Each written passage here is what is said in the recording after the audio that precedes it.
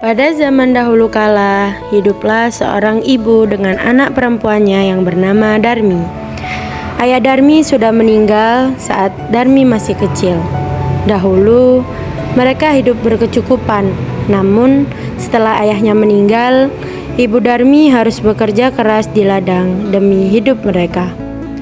Karena setiap hari bekerja di ladang, kulit ibu Darmi jadi semakin gelap dan berat tubuhnya pun menurun. Semua dilakukannya demi Darmi, putri satu-satunya. Namun, apa yang dilakukan Darmi? Ia tidak mau membantu ibunya. Kerjanya setiap hari hanyalah berdandan. Dia juga enggan keluar rumah karena takut kulitnya menjadi gelap seperti ibunya. Suatu hari, ibu Darmi akan bekerja di ladang. Ia akan bekerja sampai sore hari, sebab musim panen telah tiba.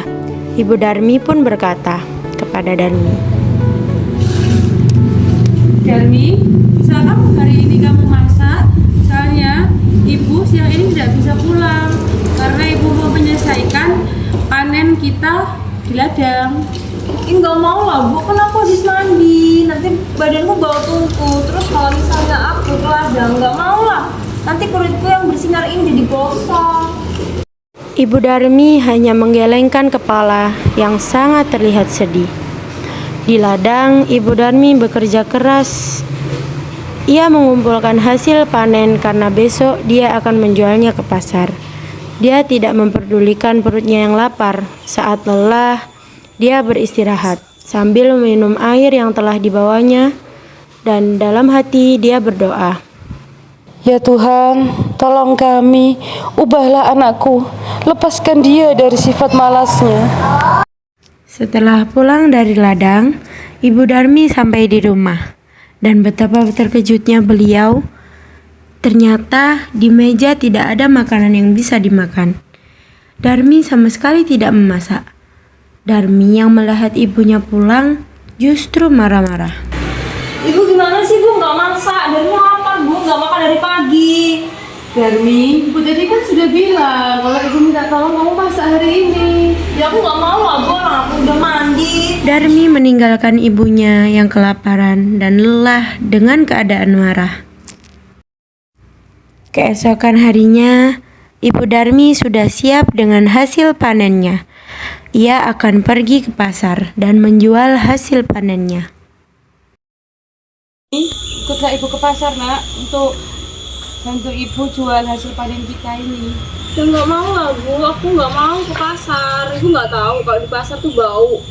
Nanti kulit aku yang bersinar gini jadi gosong. Aku yang nggak mau lah, ibu aja sendiri. Akhirnya pun ibunya ke pasar sendirian dengan membawa hasil ladang itu. Sorenya, Ibu Darmi pulang membawa hasil uang panen yang tidak terlalu banyak. Ketika Darmi melihat ibunya sedang menghitung uang, segeralah Darmi mendekati ibunya. Nih, ibu punya uang banyak nih. Budakku habis, bu beliin dong. Iya ibu belikan, tapi kamu harus ikut ibu ke pasar. Biar ibu nggak bisa salah beli. Iya deh. Nanti jalannya di belakangku aja ya. Emang kenapa? Ya pokoknya di belakangku aja. Ya, Darmi dengan terpaksa ikut ibunya pergi ke pasar. Darmi sebenarnya malu berjalan bersama ibunya yang berkulit gelap dan wajahnya yang tak terawat. Tiba-tiba, di tengah perjalanan, ada seorang teman Darmi yang bernama Nadia yang menghampiri dan bertanya, Kamu mau kemana, Darmi? Aku mau ke pasar. Yang di belakangmu ibumu ya? Iya, ibuku. Bukan lah, nggak mungkin aku punya ibu kayak dia. Dia nggak pembantuku. Ya udah, aku pergi dulu ya. Iya. Ayo, Bi. Betapa sedih Ibu Darmi mendengarnya, namun hanya ia tahan di dalam hati. Mereka pun melanjutkan perjalanan ke pasar. Lalu, Darmi bertemu dengan temannya yang lain, yakni Sarti, yang sedang berjalan menuju mereka. Darmi mau kemana nih? Aku mau ke pasar. Ih, tambah cantik aja. Makasih ya, kan skincareku kan mahal-mahal. Oh, itu siapa di belakangmu? Ibumu? Bukan, dia pembantuku. Ya kan, Bi? Iya. Oh alah, pembantumu. Tak kira ibumu. Ya udah ya, duluan. Iya. Hati Ibu Darmi semakin sedih. Begitu tega anaknya mengakui dirinya sebagai pembantu. Namun, sekuat tenaga, dia berusaha untuk menahannya. Sampailah Darmi dan ibunya di pintu pasar. Darmi melihat-lihat dan membeli barang yang dijual di pasar. Sampailah Darmi dan ibunya ke tempat penjual bedak. Mbak, aku mau cari bedak yang bagus dan mahal dong. Oh, ini ada bedak yang kualitasnya bagus, tapi ini ada juga yang lebih bagus. Yang ini yang paling bagus ya, Mbak? Iya. Nak, jangan mahal-mahal, duit ibu nggak cukup. Ya apa sih, Bu? Mona, kamu tidak boleh begitu dengan ibumu. Itu bukan ibuku, Bu. Itu pembantuku. Oh, begitu ya. Iya. Ya udah, saya mau ambil yang ini ya. Oh iya, ini 300.000.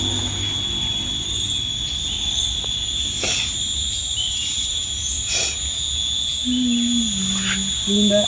Ya, makasih ya. Ya, makasih, Mbak. Dalam perjalanan pulang, Darmi marah karena ada barang yang tidak terbeli. Ibu, Darmi kan tadi pengen tas yang terbaru. Kenapa nggak dibelikan? Darmi, uang ibu sudah habis, Nak. Ibu alasan. Bilang aja nggak mau belikan Darmi kan? Bilang kayak gitu. Kan Darmi udah bilang sama ibu kalau jalan tuh jangan deket-deket Darmi. Darmi tuh malu. Punya ibu kayak ibu, dedekil, bau. Pekerjaan juga ngarit. Darmi tuh malu, Bu. Ibu Darmi yang sudah tak kuasa menahan air mata, maka ia pun berdoa. Ya Tuhan, hamba sudah tidak sanggup untuk menghadapi sifat anak hamba itu. Kiranya Engkau berkenan untuk memberinya hukuman agar ia jera.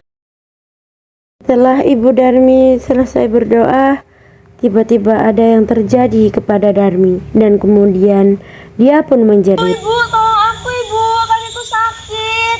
Demi sedikit, Darmi pun menjadi batu. Ibu Darmi menangis pilu, menatap anaknya yang telah menjadi batu.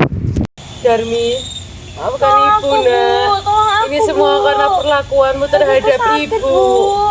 Yang semua tidak bisa kembali. Darmi tetap menjadi batu. Dia harus menanggung hukuman karena telah durhaka kepada ibunya yang sudah melahirkan, merawat, dan menjaganya hingga dewasa. Batu itu pun akhirnya dinamakan batu menangis yang berada di Kalimantan Barat. Pesan moral yang dapat kita ambil dari cerita legenda tersebut adalah bahwa kita sebagai seorang anak hendaknya harus berbakti kepada orang tua kita, terutama ibu. Ibu adalah orang yang telah mengandung, melahirkan, dan merawat kita dengan penuh kasih sayang.